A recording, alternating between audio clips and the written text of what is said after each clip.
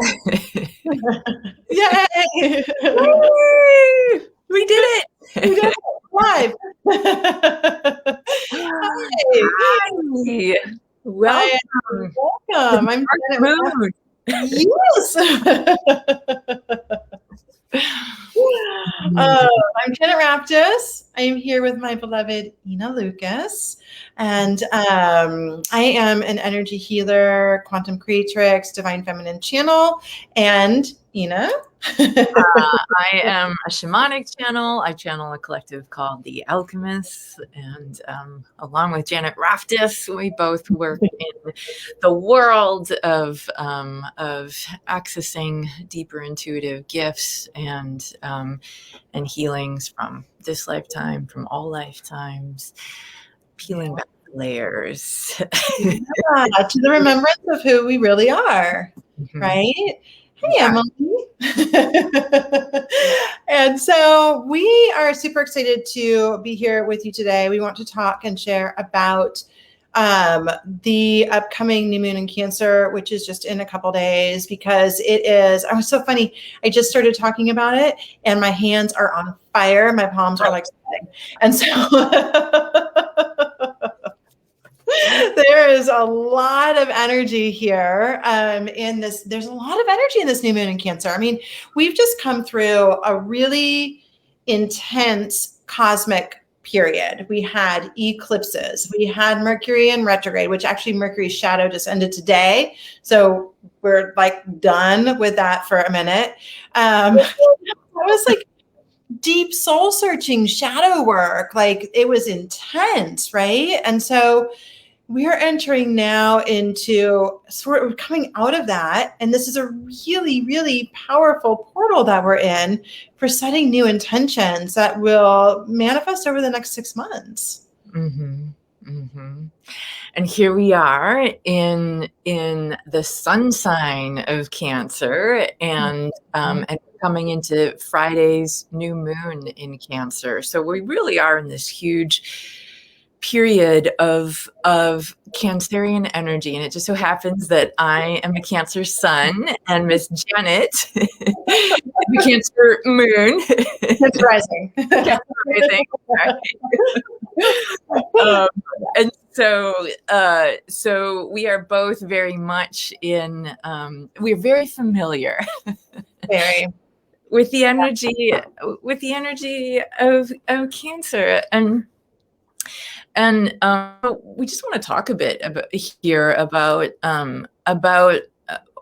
what that Cancerian energy is, and about the distortions in the field that have happened around that. And Cancer is this divine mother sign, right? It's such a sign of like loving and nurturing and nourishment and all things soft and fuzzy and comfy and warm sweaters, and, the cozy blankets, and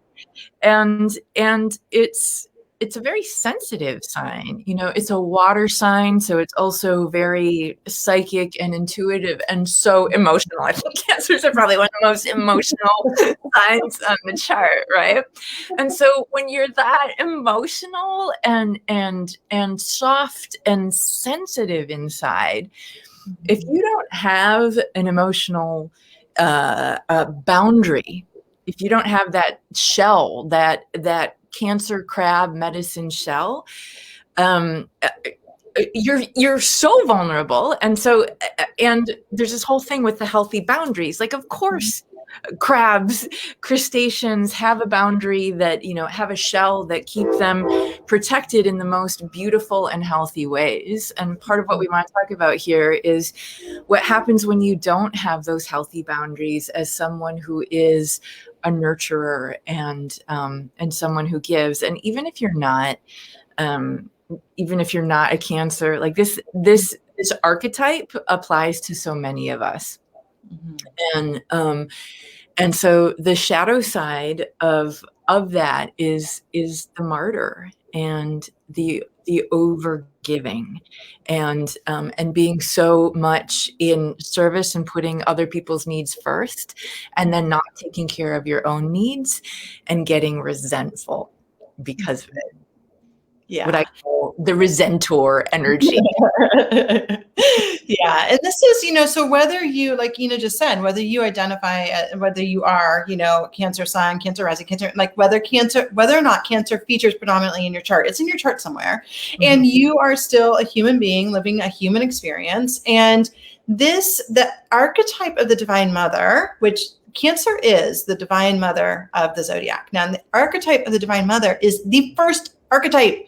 Mother was the very first archetype that there ever was, because mother was the first thing, right? And every single human on the planet has one, right? Whether your relationship to your mother is good or bad or this or that, you don't know your mother, like you have a mother, you were birthed, right? And so because of that, going back pre-patriarchy, the mother archetype was very revered and honored in her nurturing energy. It was perceived that the divine creatrix brought everything into the world and everything was connected. I mean, the humans of the Paleolithic and Neolithic periods felt themselves to be brothers and sisters to all of the plants and animals. We were all brothers and sisters of the Divine Mother, and the Divine Mother always provided abundantly for us. It was very much perceived and believed that that was the truth. Then toxic patriarchy starts to rise.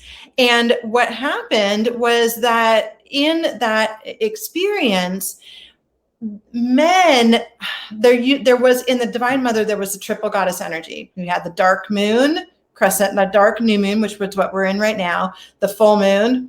So the crescent is maiden, full mother, and waning is crone. We had these three beautiful facets of the divine feminine. And the patriarchy was like, well, the crone threatens us because she's too in her power.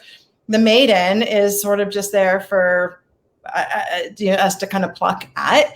And the mother is the one that we really need to be in service of us. And so this was the archetype that, all of the archetypes got corrupted in a way. All of the shadow elements, I'm sure there was shadow before, but the shadow elements really started to take root because this was an intentional job by, if we view the patriarchy as a thing, a construct, it's narcissistic, right? And so there's like a lot of gaslighting that went into and propaganda that went into changing mythologies, changing structure, changing the codes, and creating a society where the female in the house had to be subservient to the man. We see this in the early creation stories, Adam and Eve, the Lilith story.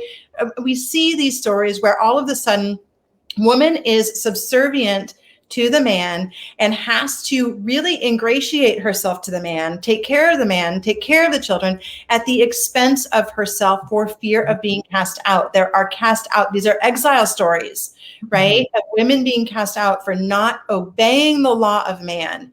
And so in that, there's a real contortion of this mother archetype energy because all of a sudden, and this is ancestral for all of us, it has been handed down, and everyone who identifies as woman, it's been handed down the matrilineal lineage, like that matrilineal side of your family that you must serve in order to survive. Must serve, must overgive, deplete yourself. Yeah. And in order to survive and in order to feel worthy and valid. Yeah, exactly. To earn your energy, is that where you're, that's the feedback is then I'm a good person because I've sacrificed myself. Yeah. And the programming starts early, right? So it starts when we're little girls. We are really taught, we're shown through our families of origin and through school and through television and all sorts of media. We are shown and told that we need to smile, that we need to ingratiate, that we need to say yes, that we need to hug people we don't want to hug, that we need to always be kind. We can't be angry. We can't assert ourselves. We have to say yes. We have to be yes people, right? And so with this energy of sacrificing what we know to be true, not listening to our intuition, which gut intuition is so Cancerian, right? In its light, Cancer gives us that gut feeling of this is right for me or not right for me. And we're taught as youth to override that from the get-go, right? Be a good girl, and that we should be grateful. Yes, exactly, Emily. We should be grateful for what we have, even if it sucks, right? Right? Like, it doesn't matter, like, whatever the situation is, like, oh, your parents are abusive. Well, at least you have a house over your head. You should be grateful for that, right? And so, I'm not trying to downplay anything here. It's just that we are programmed to believe that we have to be good in order to be accepted, worthy, and lovable. Mm-hmm. But that's up for. What was that? The Resentor, yes. And all of that I'm a bad person programming and having to prove that you're a good person by bending over backwards, people pleasing. And then, and then the depth of the resentment and the anger and the passive aggressiveness that comes up. It's part of the whole beautiful package. I'll give and I'll give and I won't take care of myself. And then I'll be resentful that I've overgiven and that, and so that shows up in motherhood all the time. We're like, oh, I have to clean up after everybody and resentful that you're taking care and doing all the things and that they're not appreciating you. But if you're not being appreciated or respected, it's because you're not appreciating and respecting yourself, right? Yeah. And you're not asking to have your needs met, and you're not taking care, creating space to nourish yourself in that, right? And so what we have right now with the sun in Cancer, with the new moon in Cancer, with both of those energies in Cancer, and they're both actually, for this new moon, going to be doing a little dance with Pluto, god of the underworld, right? Yeah.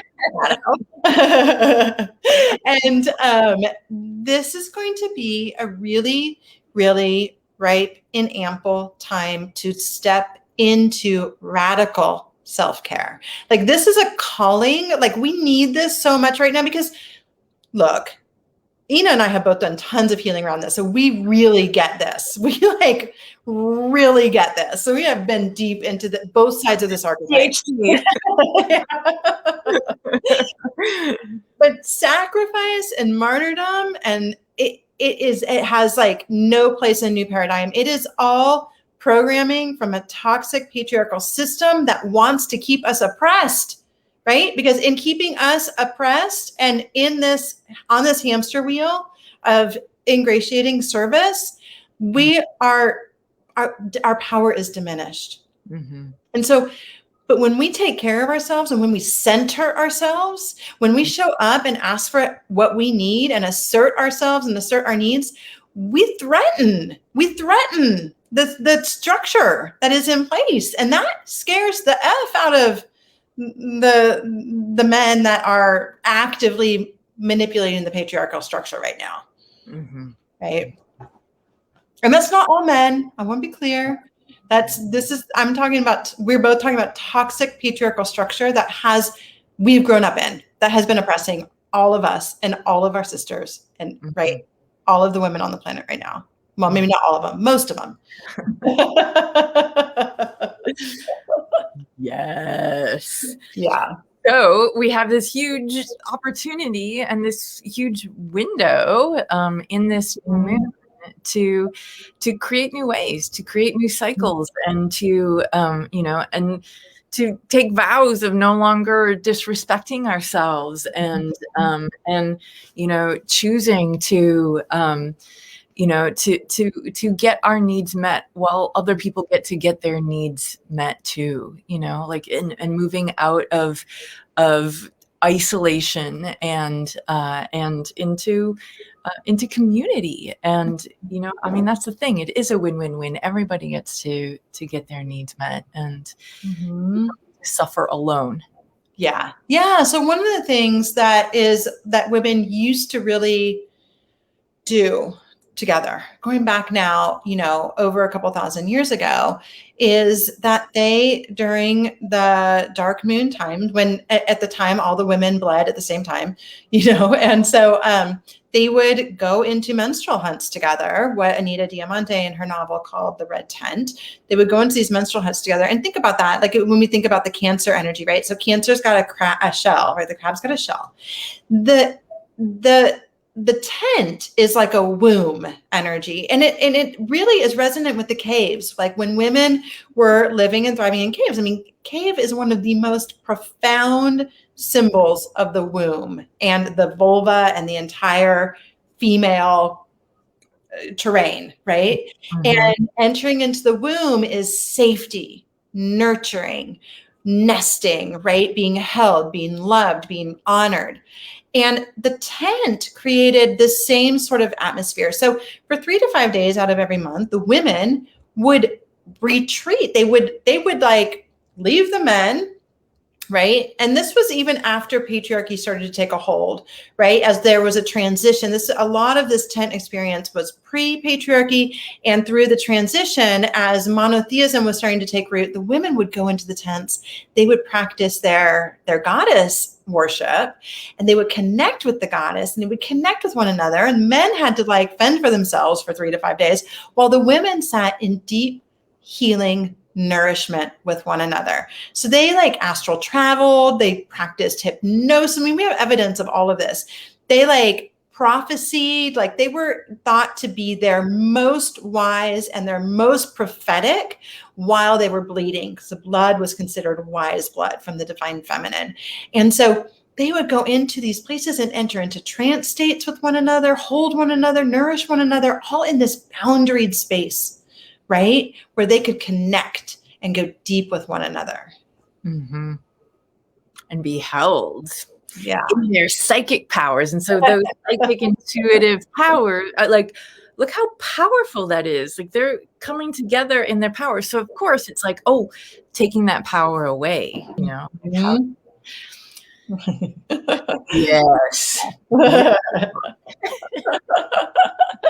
So Ina and I we've been doing these since February, but this is going to be our last one because we have some other amazing projects that are coming up. But these have been like these red tents, like holy shit, they are like some of the most magical experiences that we've created. A lot of experiences together. They've all been amazing. These red tents have been like, I don't know, like beyond what we can even express in words.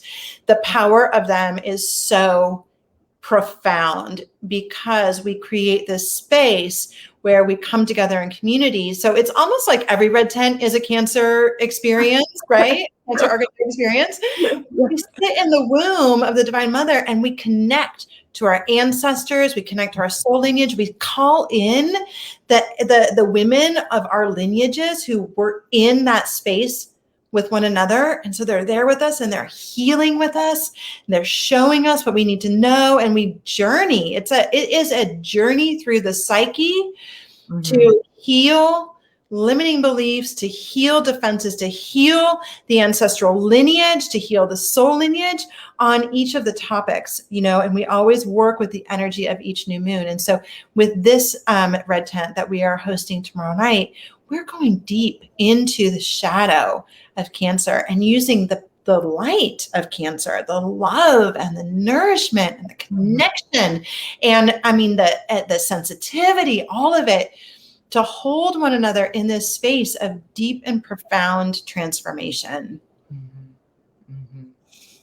Oh my God. It's so good. It's so multidimensional because it's, it's our DNA knows this stuff. Our soul lineage knows this stuff. So the level of healing is really, it's so profound because it's such a cross section of space and time that we enter into through story, through shamanic healing, through the ancestors, through, the level of individual healing that happens in these red tents really, truly is profound. And, the stories that we hear from the women that are in it are just so So powerful.